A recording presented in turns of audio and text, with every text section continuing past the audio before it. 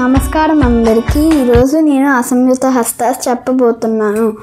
పతాక, త్రిపతాక, అర్ధ పతాక, కత్తరీముఖ, మయూర, అర్ధచంద్ర, అరార, సుఖతుండ, ముష్టి, శిఖర, కపిత్ర, కటకాముఖ, సూచి, చంద్రకళ, పద్మకోశము, సర్పశీర్షము, మృగశీర్షము, సింహముఖము, అలపద్మ, చతుర, భ్రమర, హంసాస్య, హంసపక్ష, సందంస, ముకున,